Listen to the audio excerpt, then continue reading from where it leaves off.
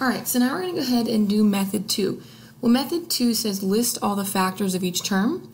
So I'm going to go ahead and on 18, I'm just going to list all the factors. Instead of doing that factor tree, I'm just going to break this down into every set of 2 factors. Well, every single number always has 1 as a factor.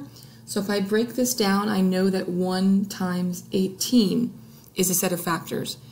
Well, what else goes into 18? Work your way up the list. So the next number is 2. Does 2 go into 18? Yes. 2 times 9 is 18.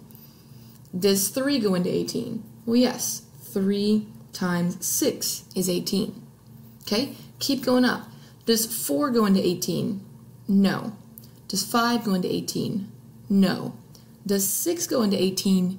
Yes. But we've just come around our little list here. Now I'm back to 6. Well, does 7 and 8 go into 18? No. Does 10, 11, 12, 13, 14, 15, 16, 17? No. If you list out the factors, working your way up, you're going to cycle back through, and then all these numbers in between aren't going to work. So these are all the factors of 18. Okay, same thing for 27. Well, I know 1 times 27, those are the factors. Well, I tried 2, it doesn't go in. Does 3 go in? Yes. 3 times 9 goes in. Does 4? No. Does 5 go into 27? No. Does 6 go into 27? Does 7? Does 8? None of those other numbers work. And I cycled back to 9. So now I've listed every single possible factor. So start at 1, work your way down the list. You will cycle back through, and then it takes you back through the entire list. Okay. Now with this, we're just going to go ahead and find the largest factor they have in common. Well, what do they have in common? They have a 1 in common, a 3 in common, and a 9 in common. But of all those things in common, what do they have that's the biggest? Well, you just got to look at it. It's usually on this side of the list. 9, 9.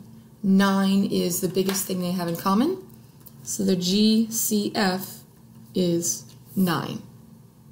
Okay? Alright, going on over to this guy that has a little bit more. We're going to do the same thing again. So I'm going to go ahead and list the factors of 15. Well, the factors of 15 are 1 times 15. Does 2 go into 15? No. 3 times 5. Does 4 go into 15? Nope. And then I've cycled back through my list that covers everything.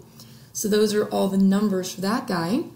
And then if I'm listing the factors here, x squared is just x times x, and y squared is just y times y.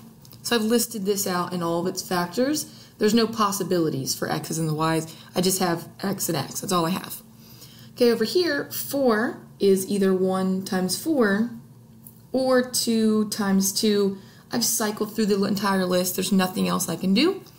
Listing my x's and my y's, well, I only have one x, and y squared is just y times y. So now I'm just going to look through with my eyes and see what they have in common. Well, they don't have a 15, a 5, a 3, a 4. So none of those things are in common. So the greatest number they have in common actually is a 1. And then just look at your x's and your y's.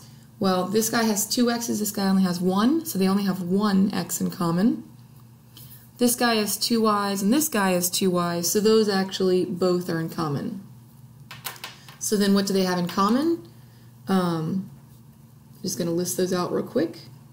So in common they have a 1, they have an x, and they have 2 y's. So now I'm just going to push those things together and call it my GCF. So my GCF is 1 times x times y times y. You could write 1xy squared, but we normally don't write the 1, so I'm just going to write my GCF is equal to x, y squared. So that would be my GCF.